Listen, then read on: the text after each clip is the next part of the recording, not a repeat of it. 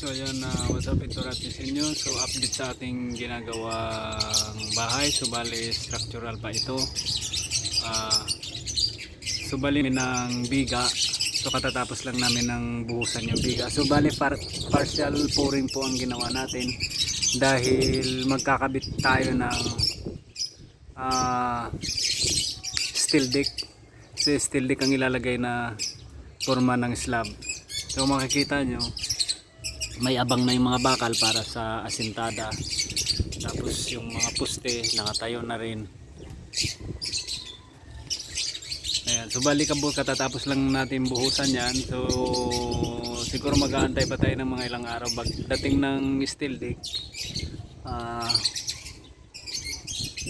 Ikakasan na lang natin. So makikita nyo, partial pouring po yung ginagamit nating paraan para yung steel deck maipapasok pa natin dun sa top bar, sa nakasandwich siya sa top bar at yung pinaka-porma. So bali yung dulo ng ating steel deck ay nakasuot ng kaunti dun sa top bar ng ating biga. So bali yan ay ayan, kung makikita nyo, ayan, nakabuhos na. So katatapos lang talaga. Ayan, so pagdating ng ating steel deck, ready na yung ating mga suporta, yung mga tukod, naka-ready na yan. Nilalatag na lang yung steel deck and then i-spot. Tapos pwede na magbakal and then pwede na buhusan yung ating slab and then pwede na mag asintada ng hollow blocks.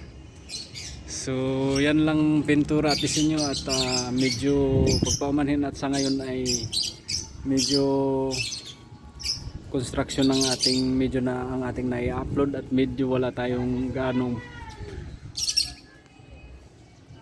tanggap na pintura. So anyway, pagpaumanhin nyo na lang at ito yung mga naging content natin. At siya nga pala, yung ating mixture ng ating buhos ay 1, 2, 4. So isang simento, 2 graba at 4 na buhangin. So bali yan yung sinasabing class A na buhos. Importante yun lalo na pagdating sa mga biga, lalo na sa mga gantong klase na biga na malalayo ang pagitan ng poste. Yan ay nasa 4 meters ang pagitan ng poste, so malayo, kaya hindi siya ideal na tatabangan yung timplada. So dapat standard, kasi mahirap na pagka nagkaroon ng pag-uga, baka hindi kakayanin ng tigas ng simento, baka bumitak. So yan lang pintura at lisin nyo at pagpaumanhin nyo ang ating mga content. So bali i-update ko na lang kayo ulit pagka kung ano man ang magiging improvement ng ating ginagawa.